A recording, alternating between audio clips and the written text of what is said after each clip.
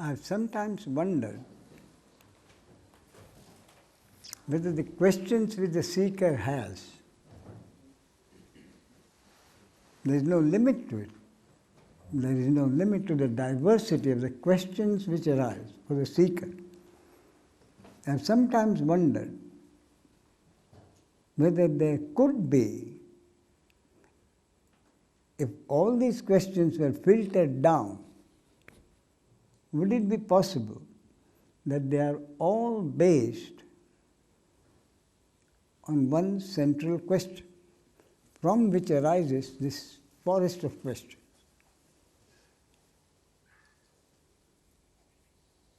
Have any of you wondered?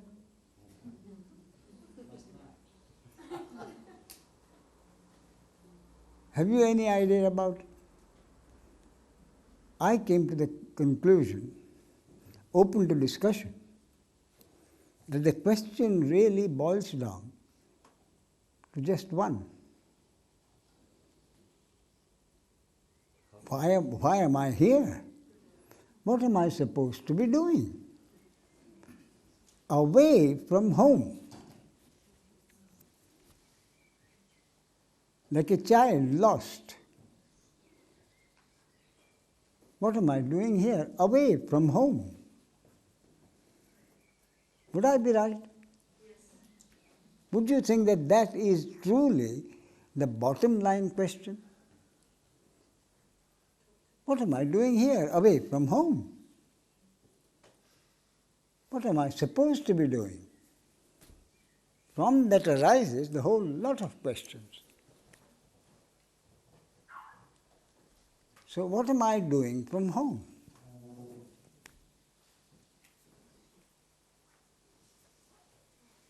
The question doesn't arise in deep sleep, because in deep sleep you are home. You are away from home in your individual capacities only when we are awake.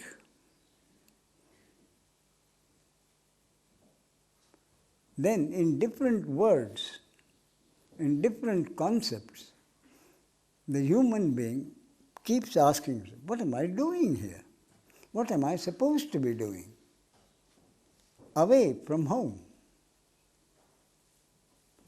So the real seeking, I think, means, again, I'm open to correction, I'm open to discussion. The real question that arises is, I don't have this feeling of being away from home in deep sleep. I have that feeling in the waking state, when I'm doing what I'm supposed to be doing. So is it possible that I can be home even in the waking state?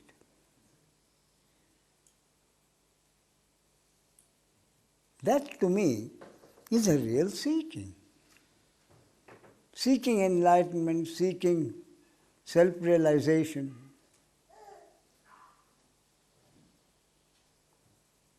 All that truly has no meaning. Because enlightenment or self-realization, there is a lot of misconception about it. And I say this with the full awareness that what I am saying could be construed as a misconception by someone else. I am aware of that. So the misconception really is wanting something. And to me, that something is really nothing but wanting to be home, which is what happens in deep sleep. So the real question, so far as I can see, is this: how can I be home as I am in deep sleep, also in the waking state? when I'm doing my normal work? Why do you feel you are home in deep sleep? Because then you are the I who is always home, and not the me, the individual, a separate individual entity in the waking state. So the real question to me is, how can I be home, enjoying the peace of home in the waking state, not doing nothing, but apparently doing whatever I'm supposed to do every day during my working life.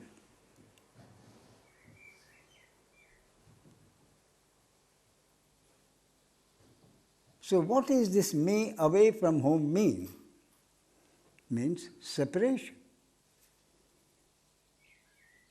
Separation as a separate entity. That separation does not exist in the waking state, in the deep sleep state, because this basic question, what am I doing here? Away from home, the question has always been, what am I doing here? What am I supposed to be doing here? So the basis of the separation is doing. In deep sleep, there is only being. In the waking state, there is doing. That to me is the real difference. In the waking state, doing happens.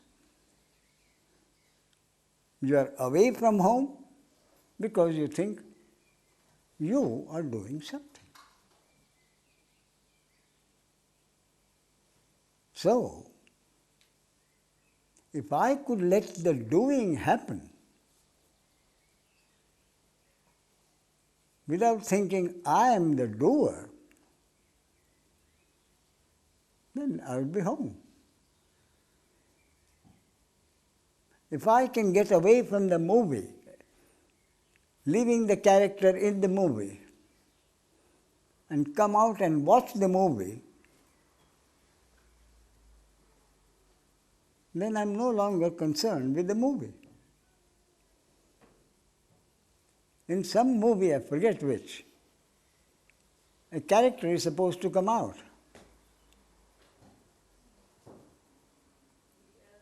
Play it again, Sam.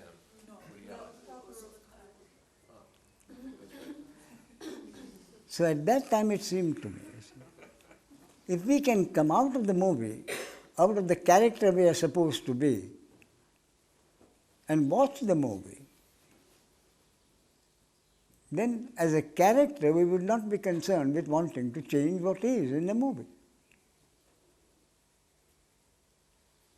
So I repeat, to me, the difference from being home or away from home is a feeling of doing. So really, is there me as a doer? That is what it really boils down to. And which Lord Buddha explained in such brief terms. Events happen, deeds are done. There is no individual doer thereof. And it becomes so difficult to accept it.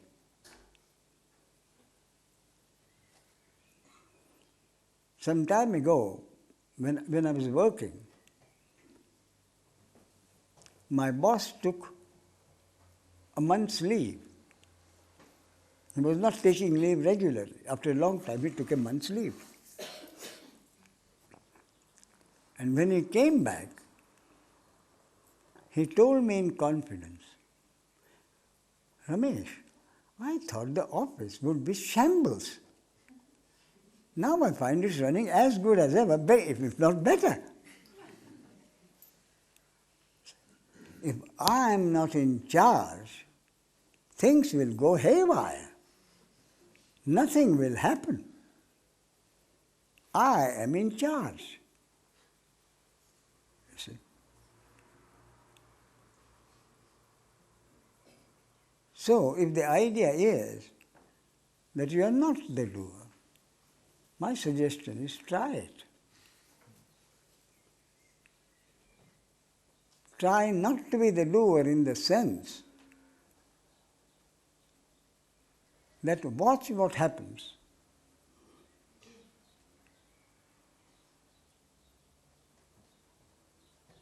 And things will go more or less the same way. Again, the same thing happens if one is sick and is away in 2 months. Really sick. My wife was ill 2 years ago and she was in the ICU for 6 weeks. Things were going on well enough and she was quite sick, quite ill. 2 serious operations had to be done. So my nephew, who is a doctor, had a talk with her before the operations.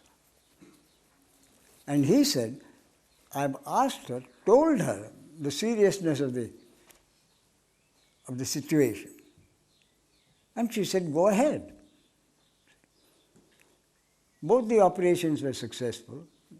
One each consecutive days, 4 hours each. And the surgeon was a brilliant surgeon, supposed to be the number 1 in India, who was not supposed to be there in Bombay for the second operation. He was supposed to be in Pune or somewhere. But something happened, he was available, he did the operation, and it was successful. Later on, when I told her that Mahesh, or my nephew, had talked to you about the operation and he explained the whole details, what was involved, and you very bravely said, he appreciated when you said, you bravely said, go ahead. And do you know what my wife said? What nonsense. She said, what nonsense. She remembered nothing of it. She remembered nothing of it. And yet the operations went on and were successful. So my suggestion again is, you can only try it from personal experience. So from personal experience, if you did what you were supposed to do in a natural way, I'm not saying don't do anything. Continue to do whatever happens with the understanding, if possible, and I again repeat, that understanding is not in your control. So, what I'm suggesting may sound like a prescription, but it's only a description. The description being, if this happens, you will see from personal experience Buddha's words. Deeds get done. There is no individual doer thereof. That is the whole point. Now, how can that happen? That can only happen if it is the will of God and the destiny of the body-mind organism. So doing is happening from personal experience. So from personal experience, in fact, that is the only sadhana I would recommend. The sadhana being, at the end of the day, select 1 or 2 actions, investigate them, go into them, find out how did the action happen. the simplest of action. At home, I suggest, the simplest action would be this. At the end of the talk, you will want to eat. You will find yourself in a restaurant.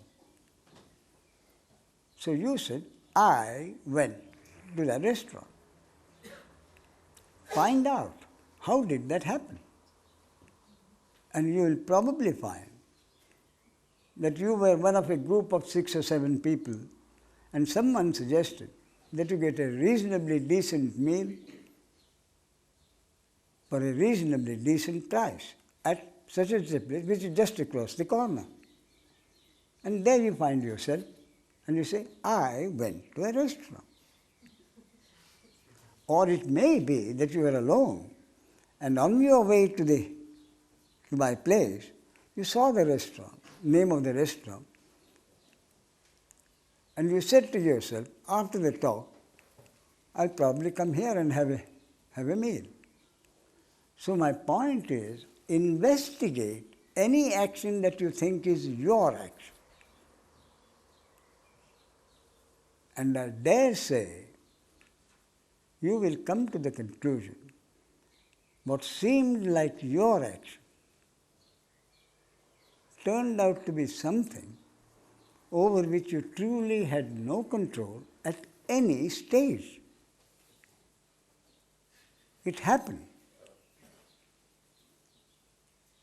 Another thing I would say is this.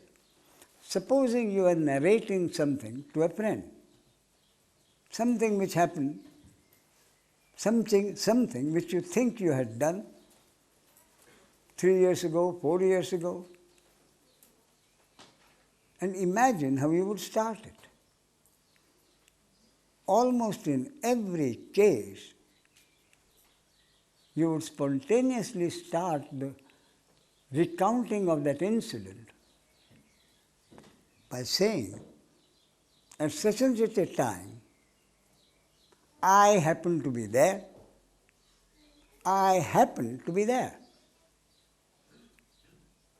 That is how you spontaneously begin. Any number of actions that you can remember, my suggestion is investigate every one that you can think, every action that you can think of which you thought was your action. And you will come to the conclusion that it was truly not your action. Now, someone asked me, who does this investigation? I said, of course, the ego does the investigation. So the ego does some other sadhana, meditation, repeating God's name. It is the ego doing it.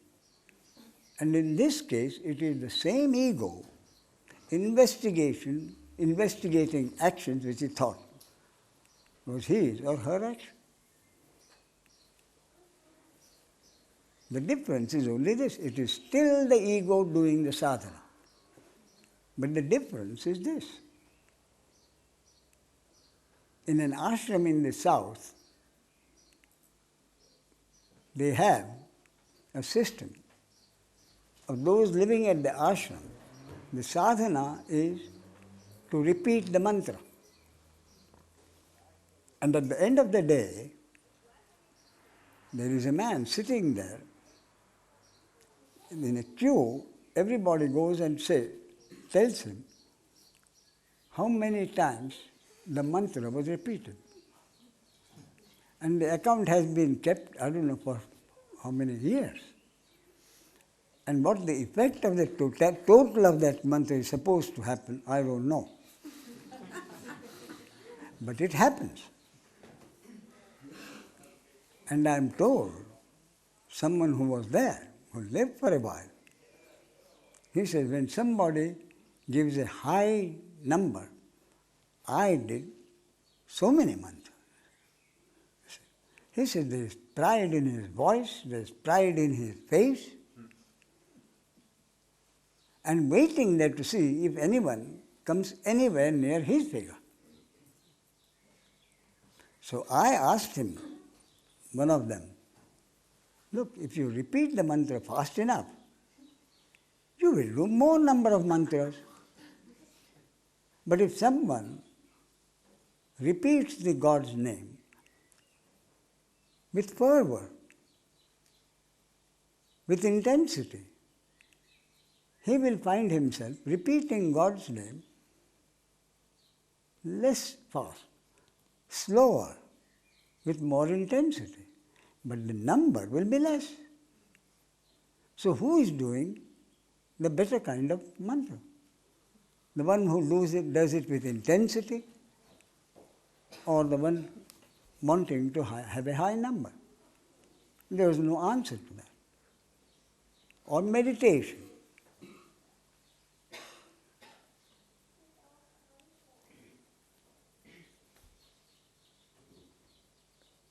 I meditate 4 hours a day. I meditate 12 hours a day. In that statement itself, there is pride. So the ego, which does some kind of a sadhana with a purpose,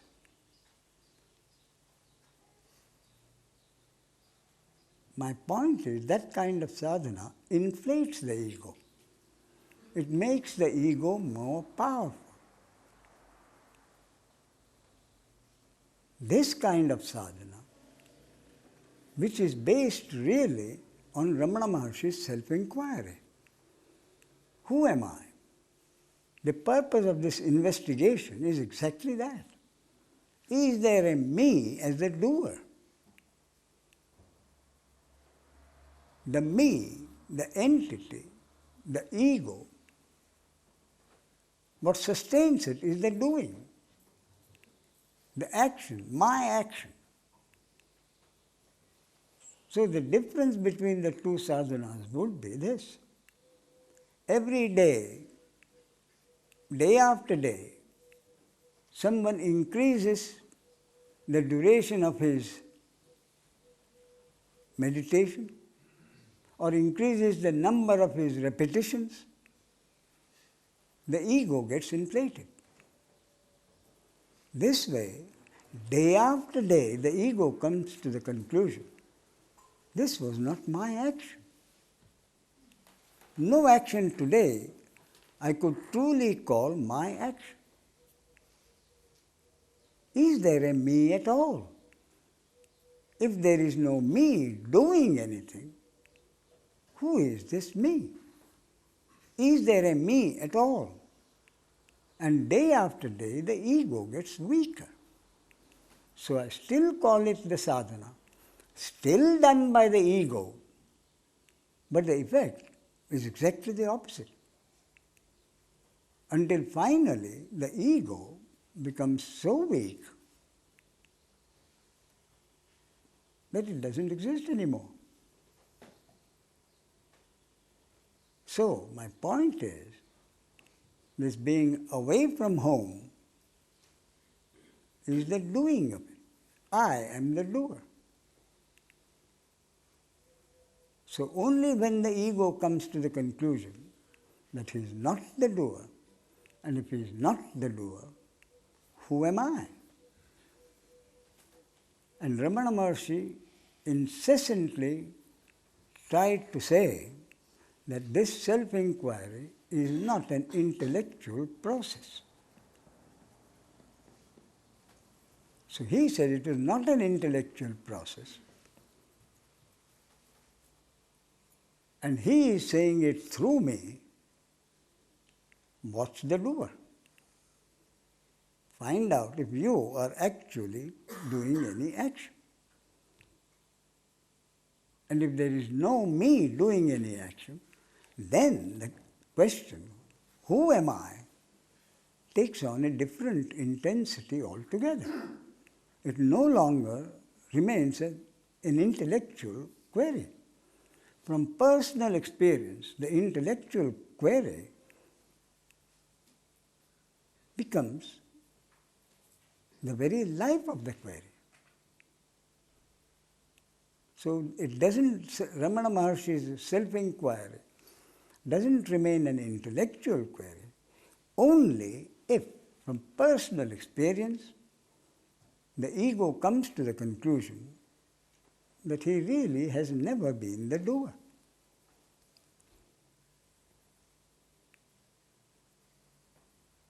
And this is where a lot of misconception about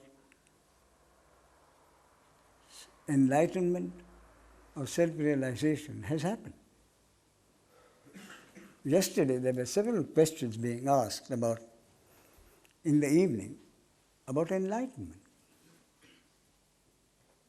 The basis of all those questions was the intimate connection between the individual and enlightenment. That I could see. From the angle, how does the enlightened being behave?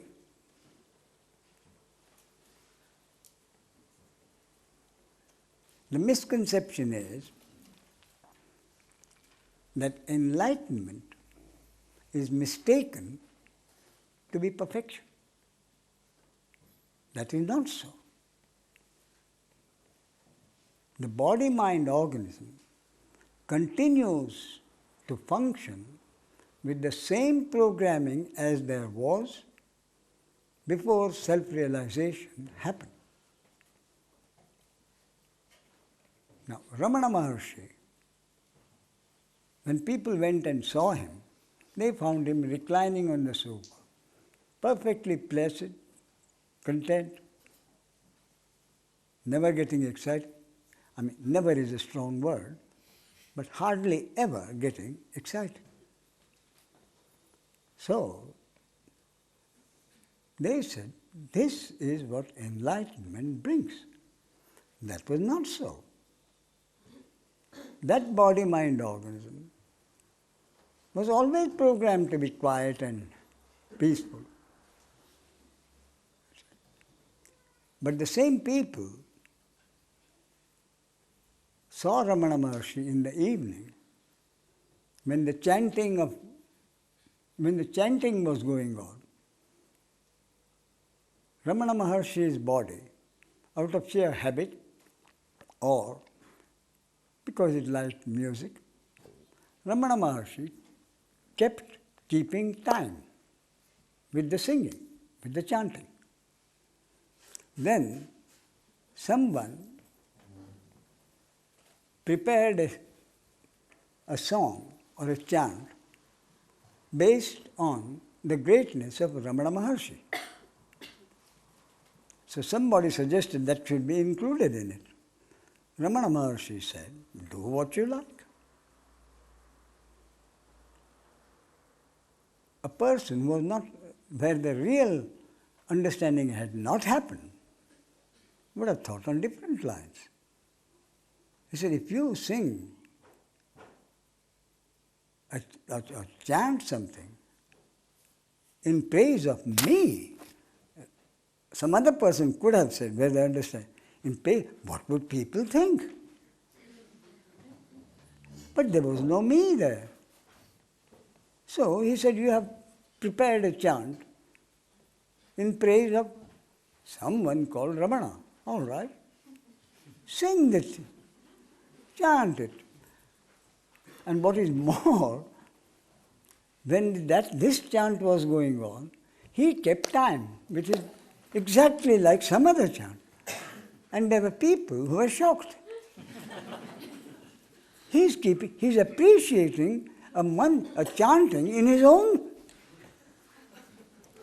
You see.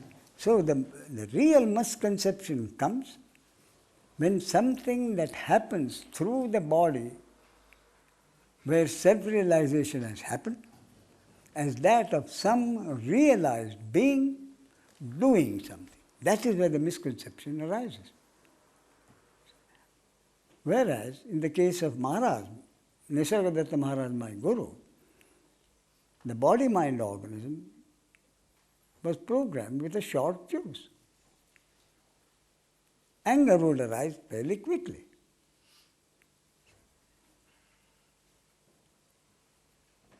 in one case,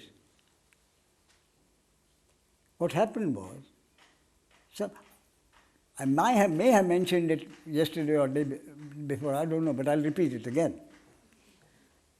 Someone asked a question which Maharaj thought was stupid. So he said, you have been coming here for 6 months and you ask a stupid question like that? Anger arose. Then the same man said something very funny. So Maharaj's laughter was the loudest. An ordinary person would have said, that man made me angry, therefore I shall not laugh at his joke. That wasn't so. One split second, anger arose. The next split second, laughter arose. And there was another story, an incident, not story, when I was present, which refers to my earlier guru who had an ashram in Pune. That ashram was surrounded by hutments where poor people lived, construction workers and they had children. So on a holiday, the children created a terrible row, and often there were disturbances on the road. One morning, one weekend when I was there was such a disturbance. And then my guru sent a couple of people to find out what it is, because it seemed quite close to the ashram. Then it turned out that someone who used to come to the ashram at irregular intervals, there was really a deep understanding. But he used to behave like he had no particular work. He was an older man. So he had no regular business to do, or somehow people gave him money and he lived. So he was on his way to the ashram, and someone made fun of him. Some child made fun of him. And that child expected this old man to get angry. He didn't. He also laughed along with the others. That irritated them. They poked fun at him so that he should be irritated. But there was no irritation there. He also smiled or joked, which irritated some so much, someone threw a stone at him. Then others started throwing stones, and he was injured. So when 2 people from the ashram went to him, he was injured. So they brought him into the ashram. Then they applied Dettol or something like that. They cleaned up his wounds. And in the meantime, there was a lot of grumbling going on.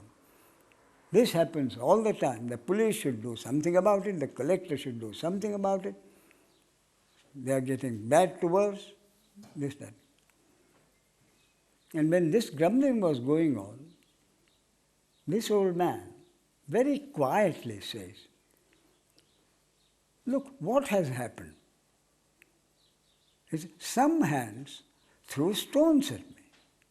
Some other hands are cleaning up the wounds. What's all the fuss about? Some hands threw stones at me and injured. Some other hands have cleaned it up. What's all the fuss about?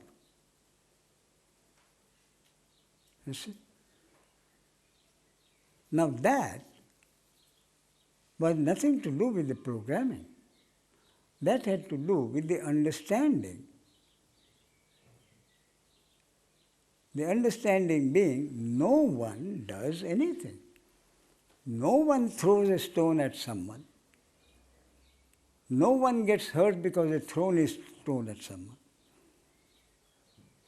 A stone is thrown at someone because it is the destiny of that someone to be hurt, and he will be hurt. A murder happens. What has happened?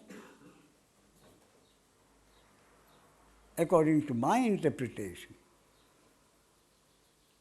a murder had to happen because it was the destiny of one body-mind organism to be murdered.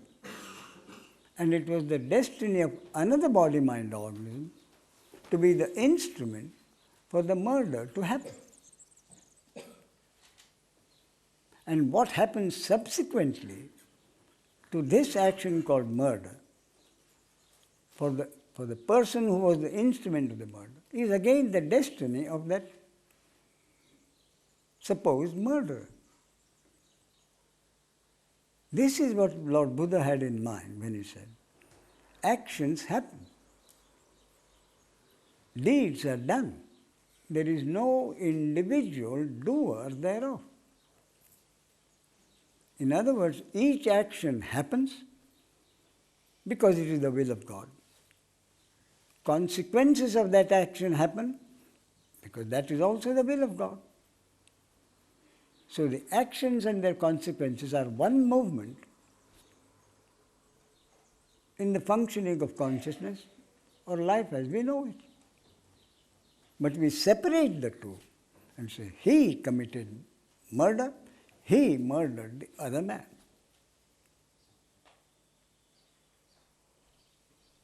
So if we see the whole thing as one movement in consciousness,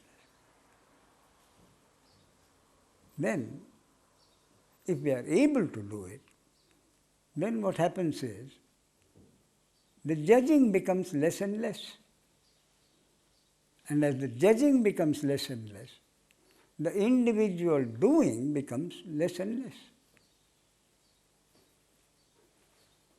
So my point is that the basis of the me is the doing. And when from personal investigation you come to the conclusion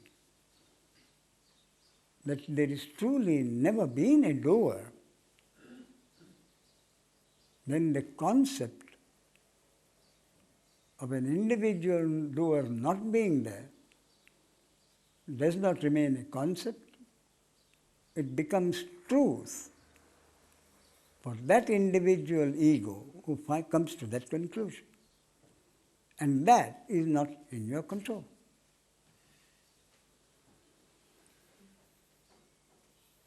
So to use Ramana Maharshi's words, obviously people who have come here, most of them anyway, have their heads in the tiger's mouth. And what the tiger is supposed to do, only the will of God will decide. So basically, my point is, there never has been a seeker after enlightenment. Seeking after enlightenment is part of the functioning of manifestation, part of phenomenality, part of this Leela. Therefore, as I said yesterday, when God created the egos, God also started the process of destroying the egos in a limited number of cases. And yesterday some of the questions were, after enlightenment, what did you feel? After enlightenment, what did your husband or friends feel? The whole point is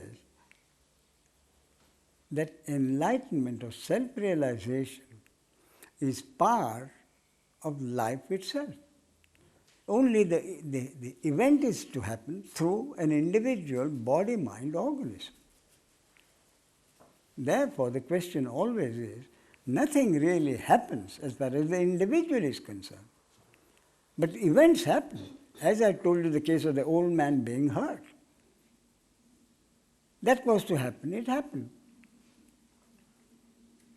Now again, it may have been that that old man could have resisted.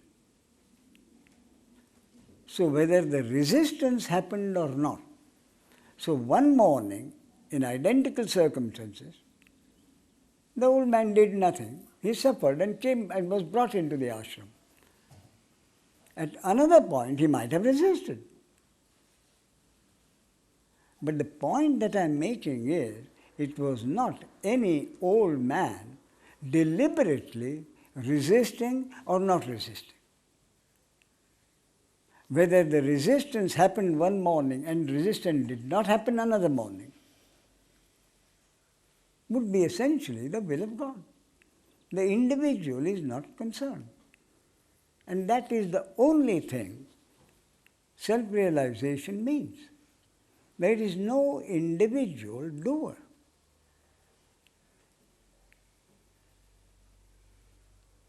Once with my Guru Nisargadatta Maharaj was concerned, there was a man who used to come there. And he came rarely, but he was very free, and Maharaj allowed him to. So he said, Maharaj, it is because of teaching like this, to accept whatever happens, that the Hindus have lost their fighting caliber and have become impotent people. Although the increase in population in India is due to these impotent Hindus. So what he himself did, he got himself converted to the Sikh religion. The Sikhs belong to the north. The average Sikh is tall and hefty because it's a warrior class. And they use an iron kadha, they call it, a sort of a bangle round it. And they wear long hair. And they wear a kirpan, which is a knife. So that's what he did. The outside appearances were there. He grew his hair long, he put on, and this man was 5 foot nothing. So it was really a ludicrous sight. So he came there one morning and again said the same, Maharaj, now let me ask you, if I come tomorrow with 6 people, with sticks, and start hammering the people in the ashram, what would you do? And Maharaj said, I don't know. And of course there was a big laugh. That day the room happened to be crowded, means probably 10 people. It was a small room. You see? But at that moment, I kept looking at Maharaj, almost without blinking, I presume. And there was huge laughter. So Maharaj asked me, why don't you laugh? Don't you think it's a good joke? Don't you also realize how deftly I've got out of the difficult question? Why don't you laugh? So I told him, Maharaj, I don't know whether it is a good joke or not. But to me, what's really seemed was that is the most accurate statement I've heard in a long time. I don't know. I said, that to me, that is the most accurate statement I've heard in a long time. Maharaj knew what I meant. But the others said, what's going on between you and Maharaj? And Maharaj was a strict disciplinarian. So I had to look at him. Meaning, do I explain? So he said, go ahead. All in silence. I looked at him and he said, so I explained. Your question was a question by an individual to another individual in certain given circumstances, what you as an individual would do. And the answer came not from an individual as the doer. The answer came from an individual without the sense of doership. I don't know. Meaning, not I don't know what I shall do tomorrow, but that I don't know what will happen. You see? Whatever happens, all he knew was he wouldn't be doing it. There would be no individual to be doing whatever happened that morning.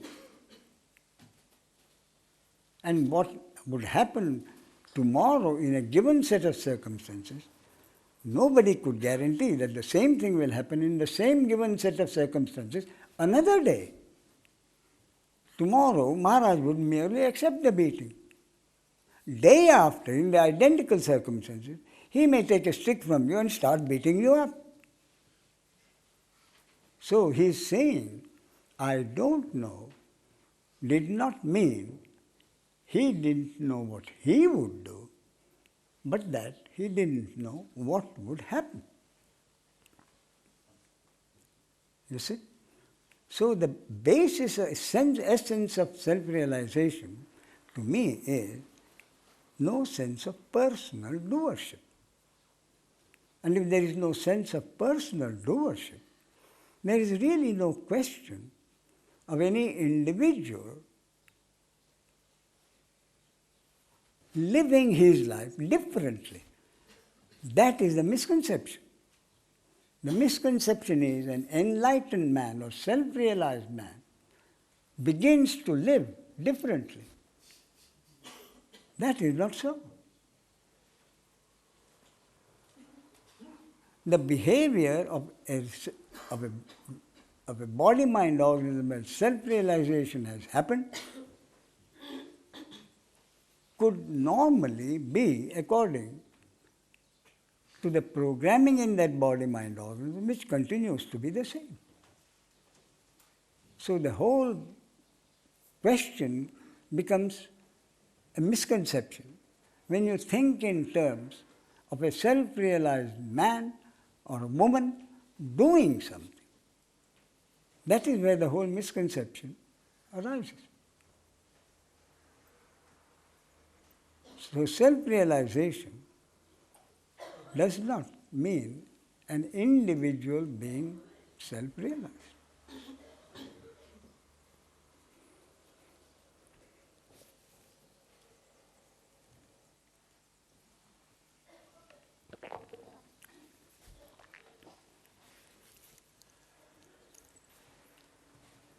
Any questions?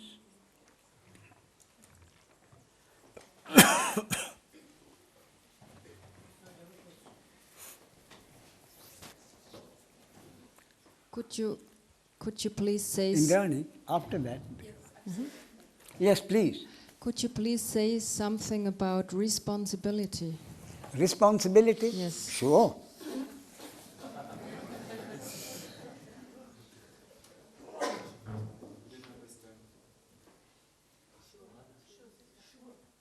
Yes, you said, would I say something about responsibility? And I said, sure. What do you mean by responsibility? I'm sorry, your name is? Well, Ulrike. It's difficult. Anyway. You don't have an Indian name by any chance, given by a master. Yes, Niravi. There was a name given by Osho, Niravi. Oh, you have one? Yes, I have it. And that is what? Niravi. Niradi? Niravi. Niravi. Niravi. Yeah. I see. Niravi. That's easier. So yes. Yes, Niravi. What about responsibility? If there is no personal doer, yes, is there personal responsibility? You see, now, the personal responsibility is based on consequences, isn't it? So, there is an individual who does things, who thinks she does things responsibly or not. So the things which, an action which happens through this body, mind, organism called Niravi is responsible or irresponsible from the point of view of the society. From your own point of view, from the point of view of the individual, the question of responsibility is this. We often say, so and so is a responsible person. So and so is not a responsible. What do we mean by that? We often say, so and so is a very responsible person. So and so is not a responsible person. So what about responsibility in the case of two people who are programmed differently? You see? So if someone is programmed to act responsibly, he or she cannot help acting responsibly. You see? This understanding or teaching does not alter materially the programming. So the irresponsible person continues to act irresponsibly. The responsible person continues to act responsibly. And the society and the law continue to judge each action according to the social standards of responsibility. So the answer is very simple. If you are a responsible person and you think you should act responsibly, what is to prevent you from acting responsibly? What is to prevent you from acting with a sense of responsibility? But you are programmed not to be responsible. You take things easily, more lightly. What the hell, life is too short. Then someone tells you, Virali, you have to be responsible. You are in the habit of acting irresponsibly. You say, yes, I will do that. Next time, the same thing happens. You can't help it, irrespective of the consequences. And also, you forget that if you act responsibly, you expect the consequences to be good. And if you think someone has acted irresponsibly, you expect the consequences to be bad for the person concerned. Actually, you may find the other way around. You act with a great sense of responsibility. You do something, and it happens to hurt someone or something, and the consequences are totally opposite. Or someone acts irresponsibly, and the consequences are good. So whether you act responsibly or not depends on the programming. Having acted responsibly or irresponsibly, the consequences are not in your control. The consequences are the will of God and the destiny of that body, mind, organism. So whether you act responsibly or not depends on the programming.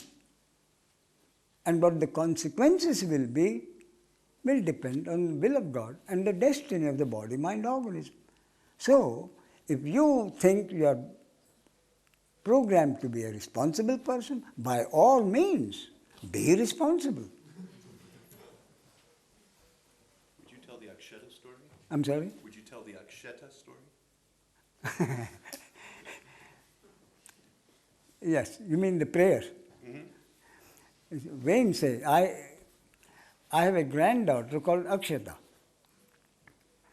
You see, she, at the age of 2 and 3, I remember an incident so well.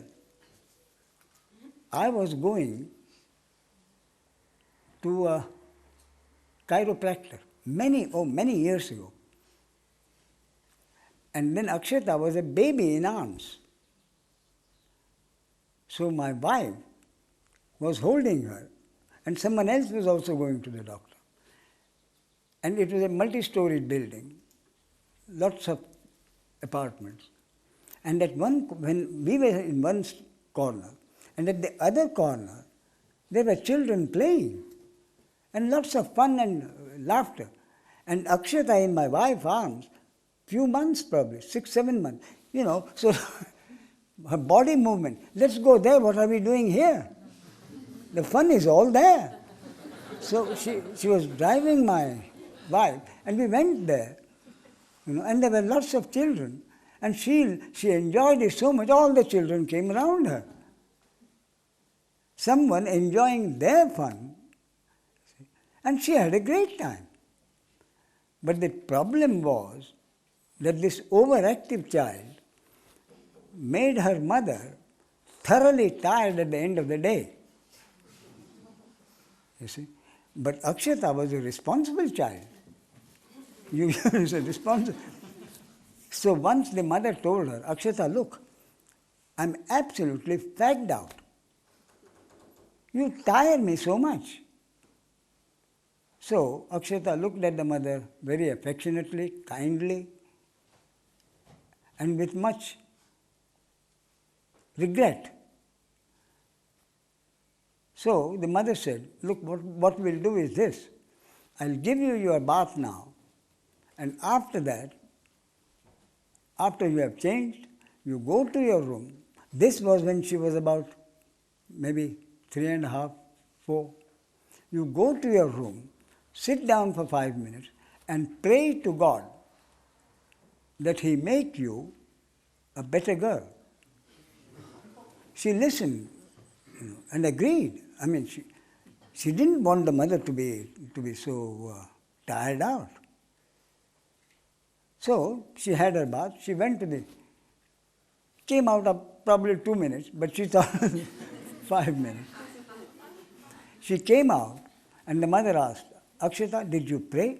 He said, Mommy, I not only prayed, I prayed real hard. I prayed real hard and told God, I don't like to see Mommy so tired.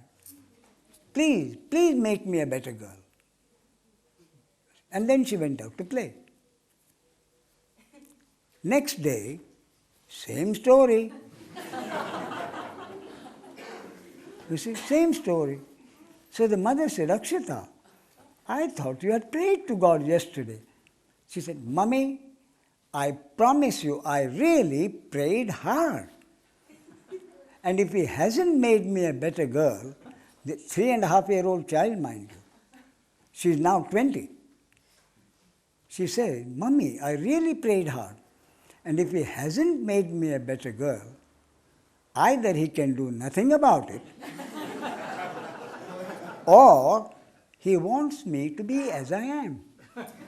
3.5-year-old child, Vida. He wants me to be as I am.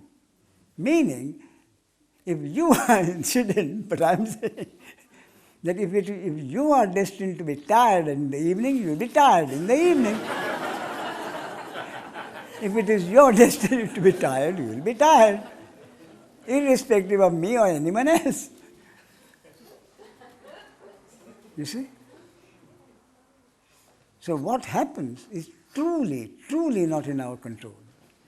But that doesn't mean that we don't do what we think we should do. That is where the free will comes in.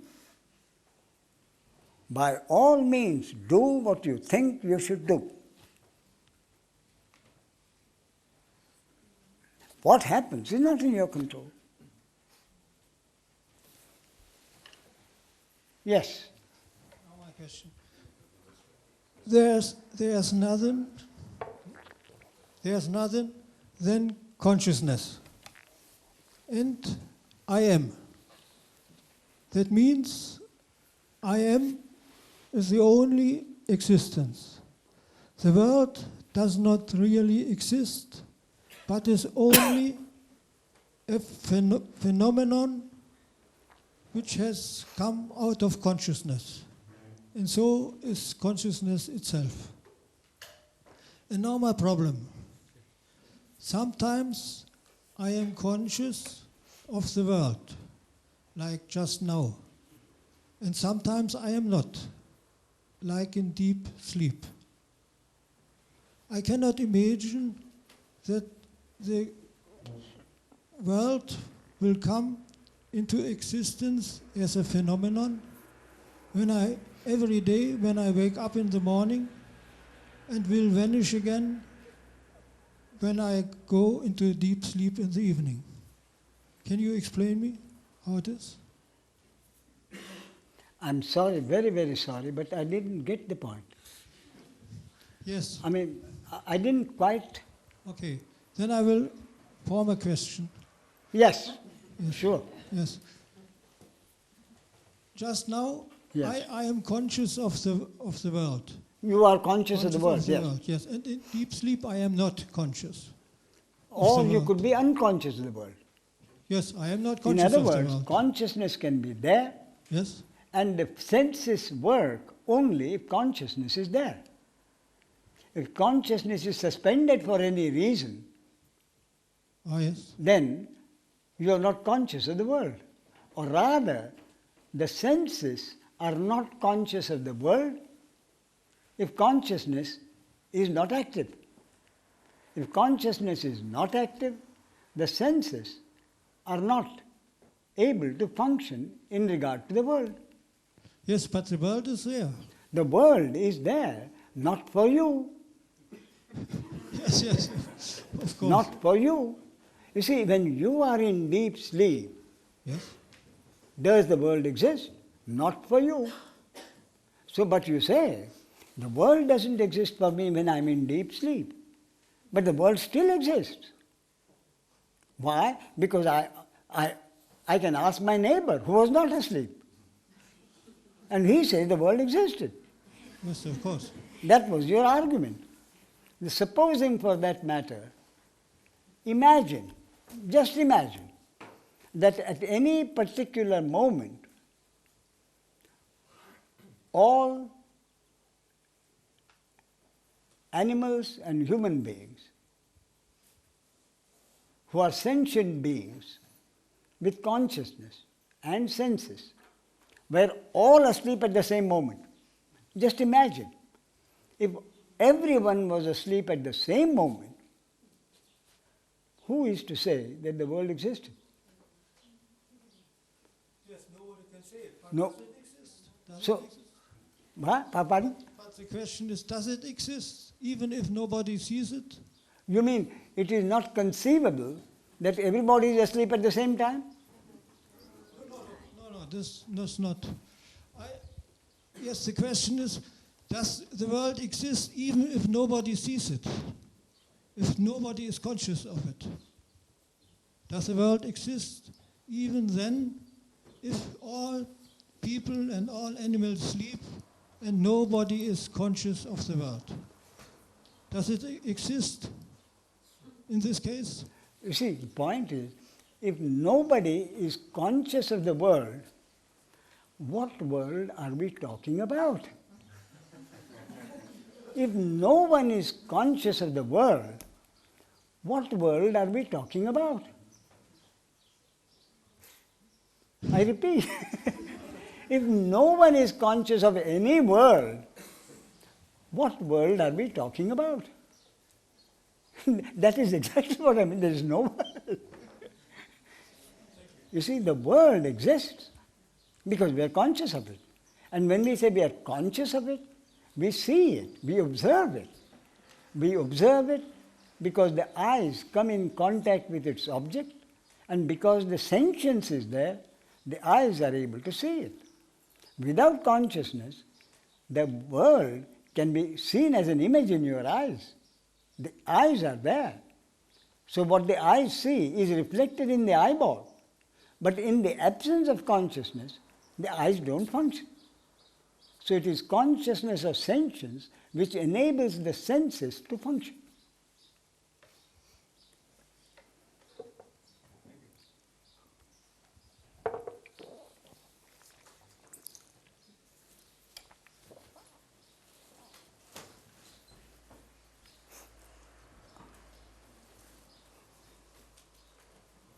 Indrani, after that, this lady here. So, Ramesh, I'm happy to be here with you. And I have a personal question since I'm sitting here. How is your body? How is your health?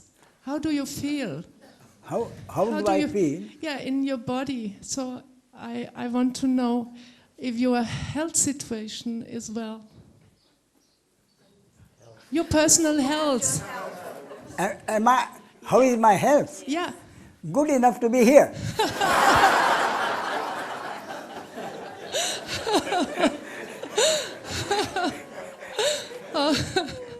But thank you for your inquiry.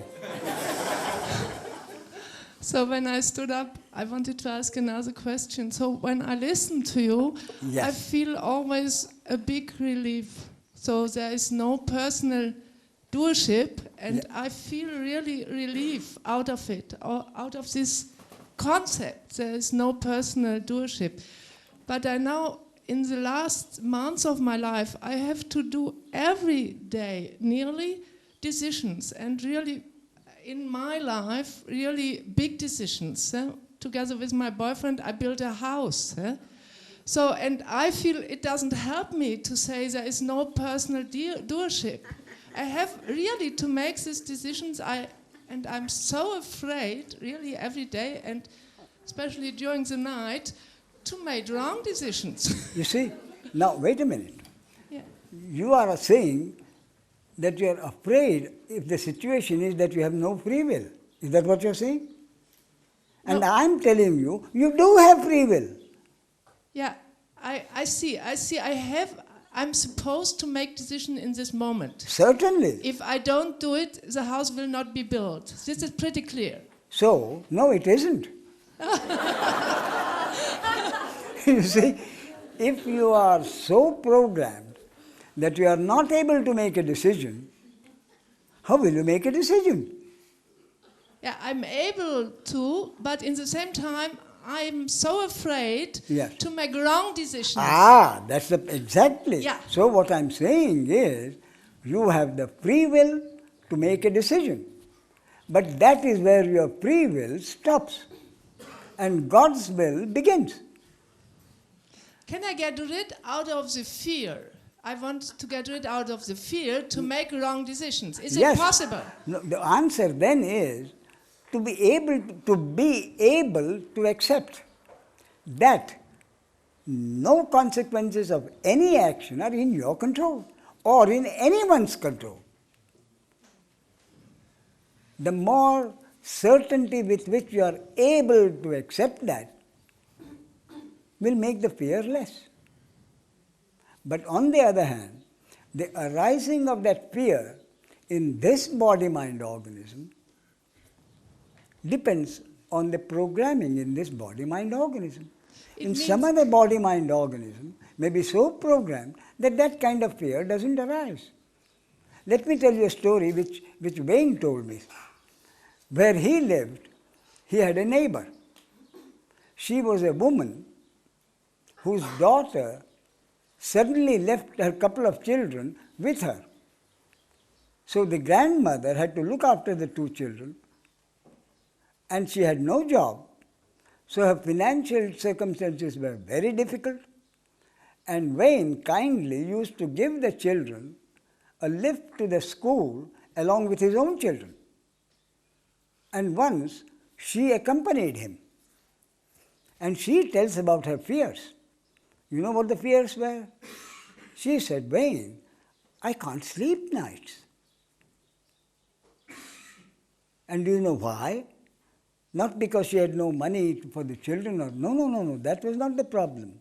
The problem was she was afraid that Saddam Hussein might drop a bomb on the house. That's what she was afraid that Saddam Hussein might drop a bomb on her house. You see, so fears can be all kinds. However far-fetched, they can worry you see. You see, I'll tell you a joke about this worrying. There was a man, a businessman, a Jewish businessman. he couldn't sleep nights. He kept tossing in his bed. So the wife says, "What are you bothering about? Why aren't you sleeping?"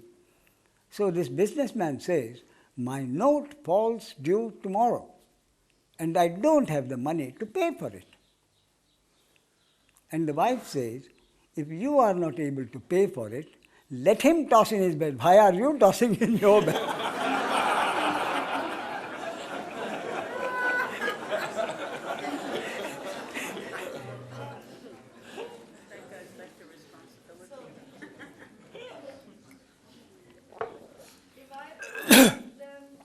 Then it's not in my hand if I'm afraid or not. That is correct. That is quite correct. And that is where the difference lies. This is exactly where the question of the full understanding or self-realization or enlightenment happens. Fear arises. You see, there are two people. Just say the two people. A sage meaning a body-mind organism in which self-realization or enlightenment has happened. The understanding is there. And in another case is the ordinary person. Now, both of them see something and both are programmed in such a way that in both cases fear arises. So fear can arise even in a body-mind organism called a sage. And of course also in the ordinary case. Where is the difference?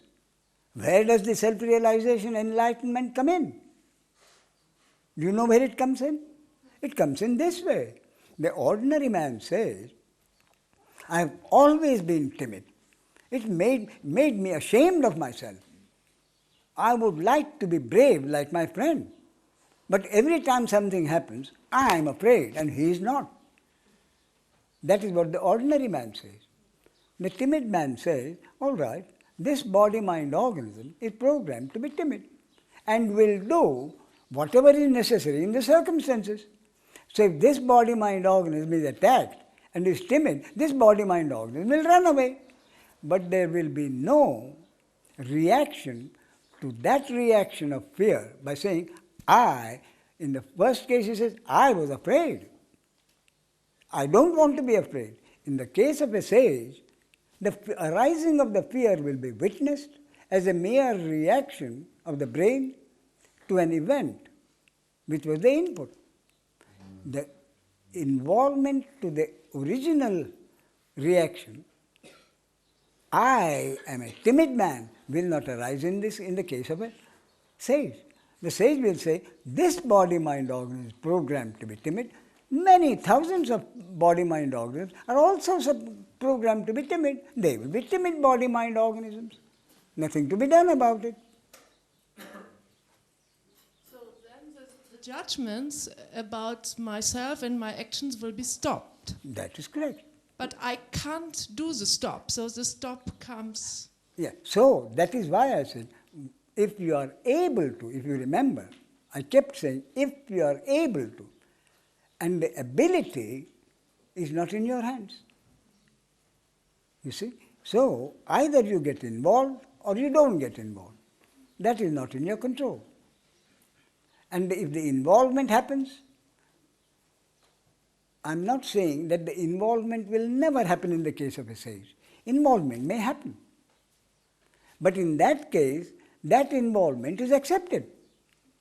Having accepted the involvement, what happens is the happening of the involvement and getting cut off because of the understanding of the sage happen at the same time.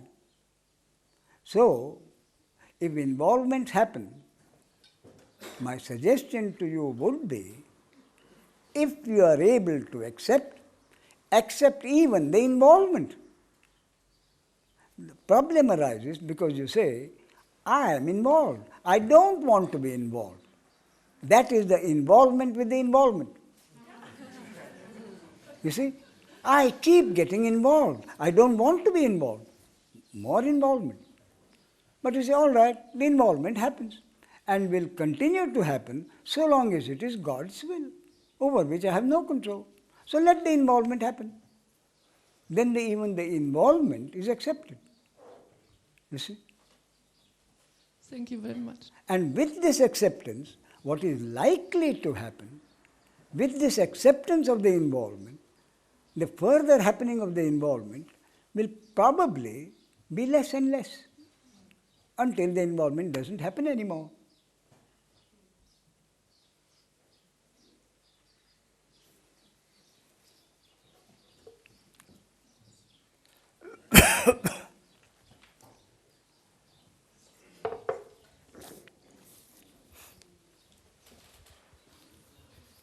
I want to go back to the example you were giving with Nisargadatta Maharaj. He Yes. said he wasn't sure what was going to happen. I'm sorry? He didn't know. When those 6 men came into the hall Yes. with the clubs, Yes. he didn't really know what would happen. Oh yes, he did not know No, he did not know. what would happen.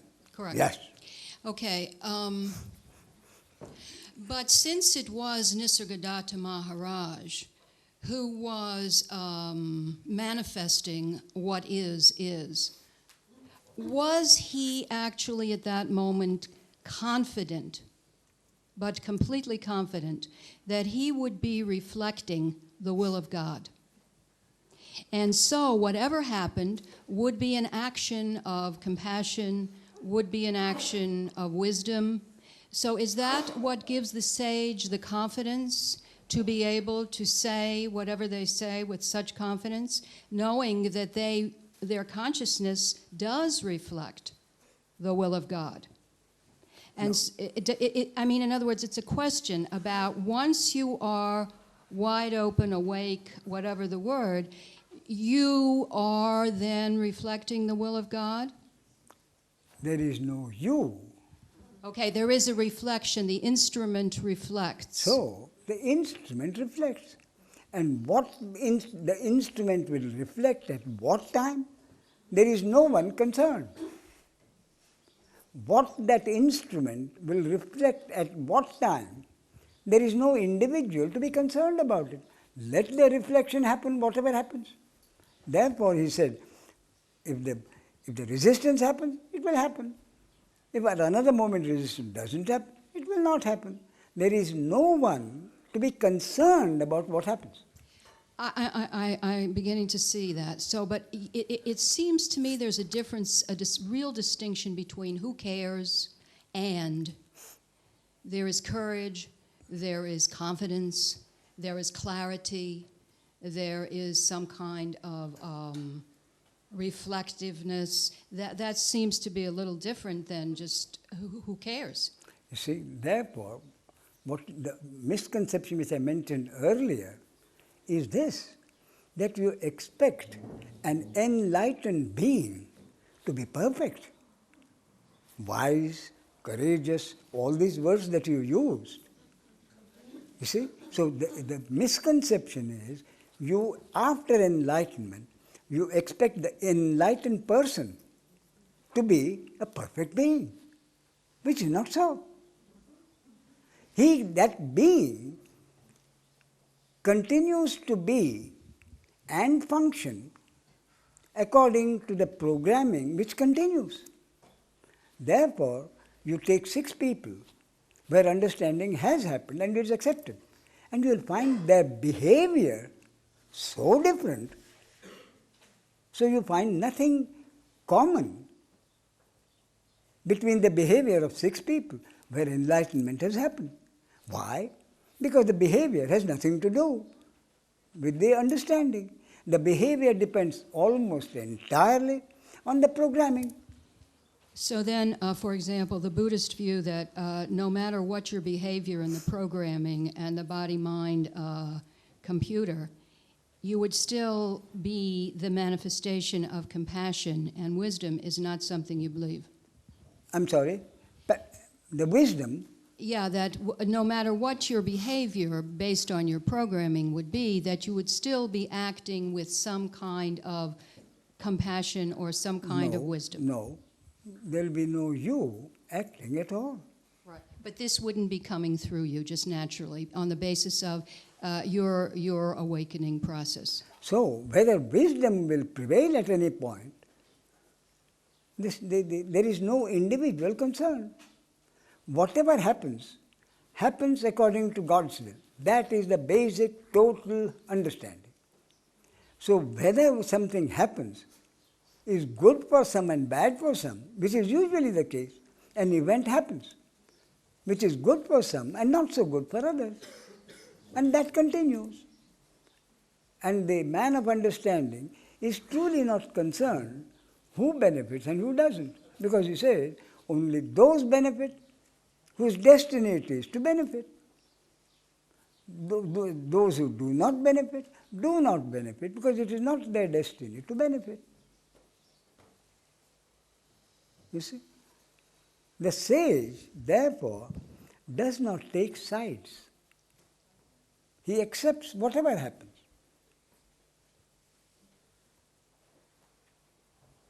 See, there's a lady came to me,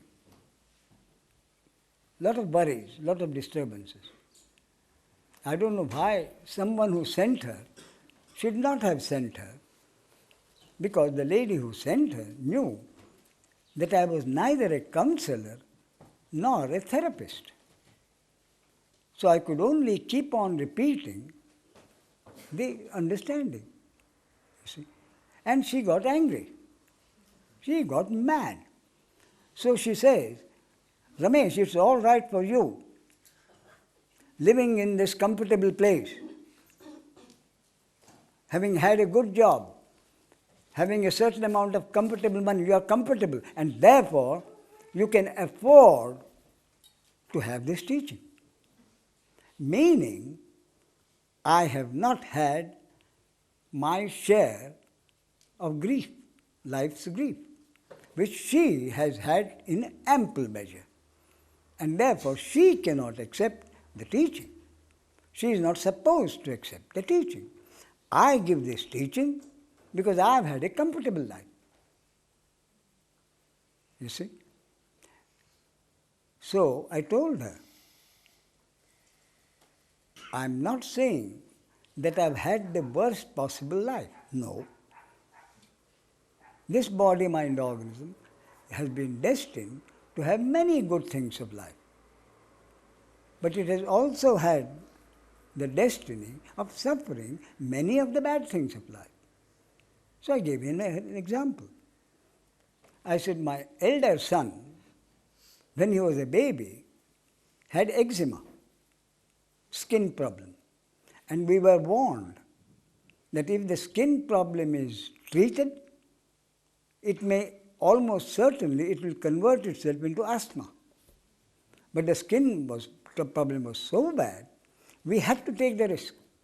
So we had it treated and expected it turned into asthma. So the result was that in the night, I or my wife had to sit in a rocking chair. He couldn't sleep, so we used to have the child in our lap. You see? And we had a veranda open to the sky.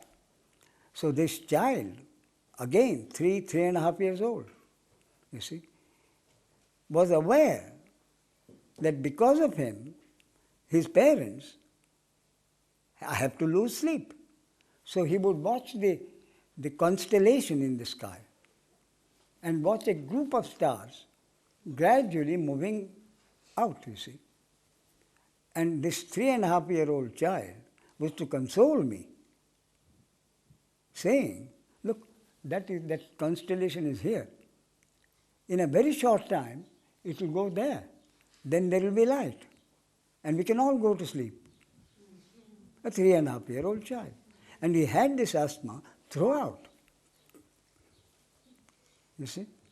So then, I have a daughter who is married and settled in Bangalore.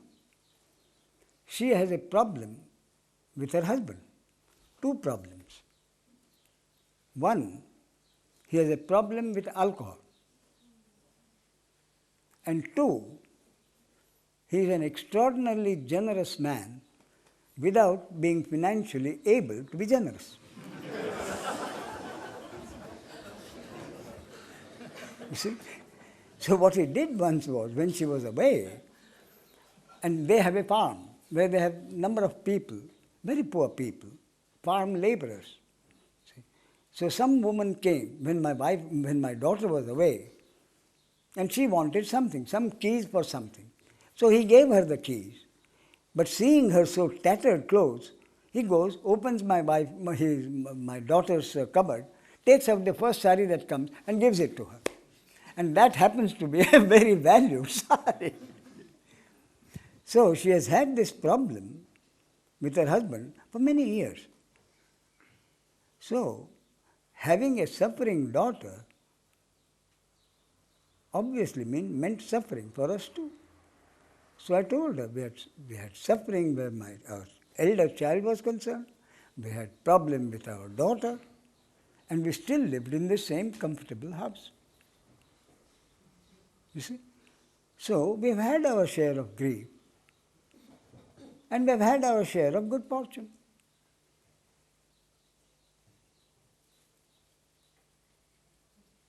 Then she didn't know what to say, this woman who thought that I could afford to give this teaching because of having had a comfortable life. So the degree of comfort is also a matter of comparative appreciation. That's why where you hear the first day, I read out the happiest people in the world. You see? So my interpretation of that report is the wealth and happiness or content go at the bottom, the money, the comfort, the happiness and the money go together. Then they level off. And after that, money and they go for. After a point, money does not bring happiness. That's what the report said. But up to a point, money is important. Therefore, you will never find me discounting the importance or value of money. Maybe because I've been a banker for 37 years.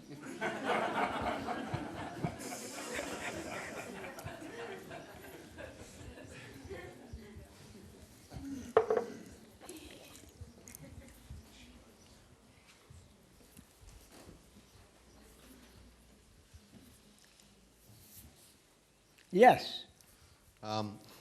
Ramesh, you said something before about judgment and guilt and the society.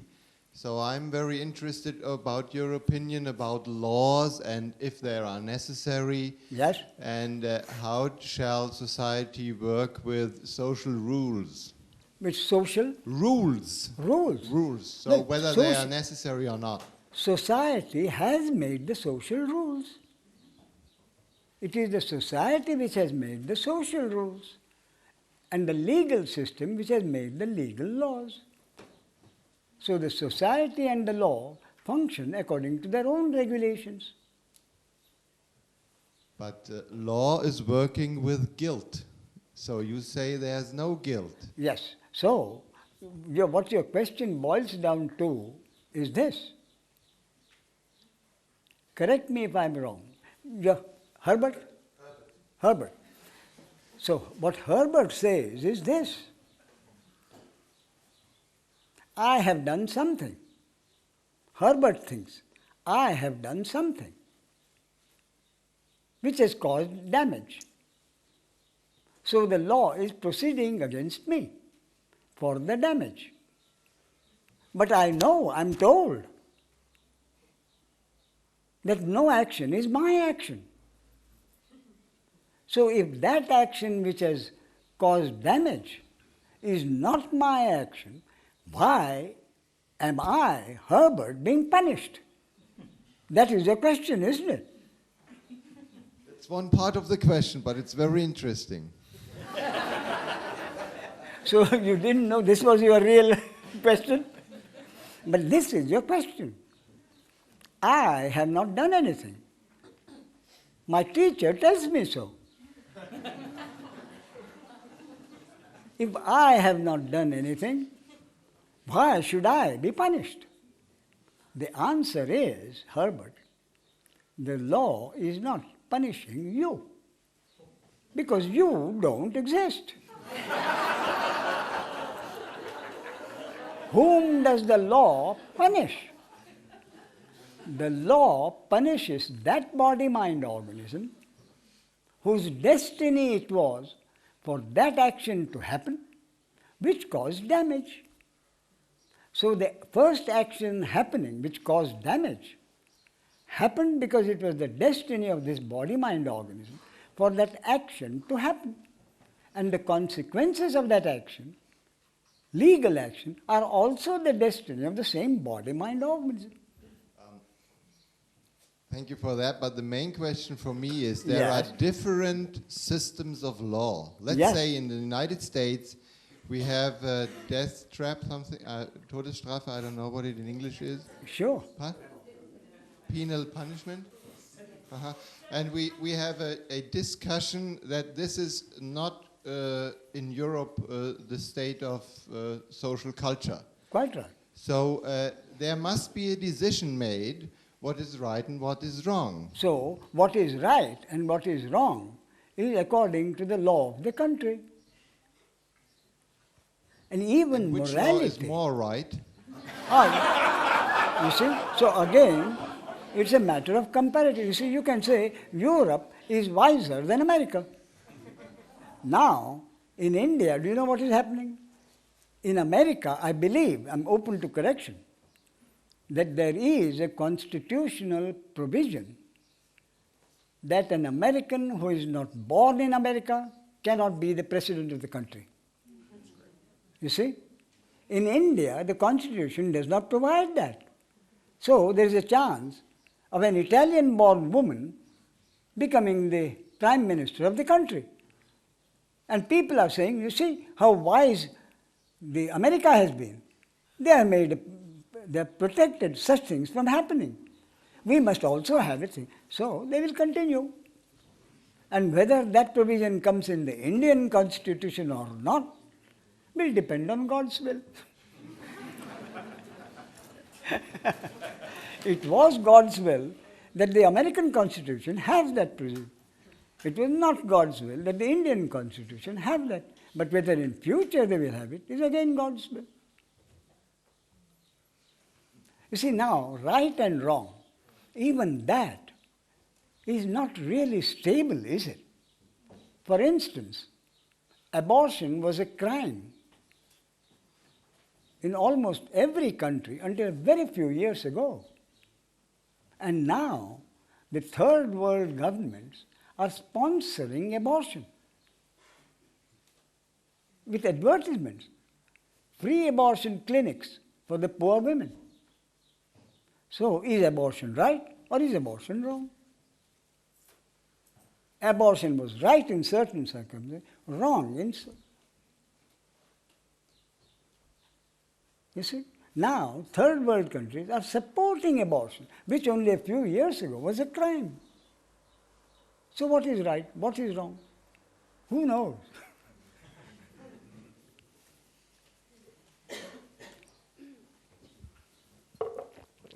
Well, shall we make that the last question or comment?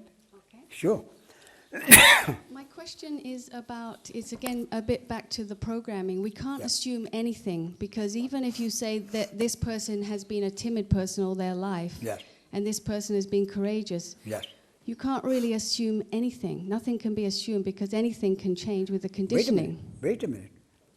Anything can happen if it is the will of God. Right, right. Anything can happen if it is the will of God. So if it is the will of God that a timid person at a certain point loses his timidity, maybe some therapy will help you. Or it may not, depending on God's will. So nothing can happen unless it is God's will. And anything can happen if it is God's will. So if it is God's will that this kind of programming be changed, it could be changed.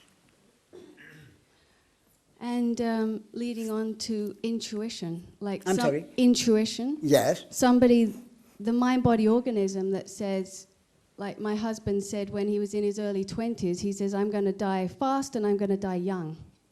And so there was a knowing or an intuition about that. And at 41, he did indeed die fast and young. So this is the intuition, like the knowing. I'm seeing that the sage lives very much in the present moment, or experiences the present moment, not the future or the past. Yes, but the ordinary person. Wait a minute. Are you saying then, or are you asking me a question? Does the sage or a man of understanding have better intuition? Is that what you're saying? No, but I guess it's like trusting the intuition or knowing that, because in any given moment anything can change. Yeah. So it's really about relaxing into absolutely everything. Let me tell two things. One, the existing of that intuition is a gift from God. So intuition exists in a particular body-mind organism because it is the will of God. And whether the intuition works for your benefit or not is again the will of God. You see? The existence of the intuition is the will of God. Consequences of that intuition are also the will of God.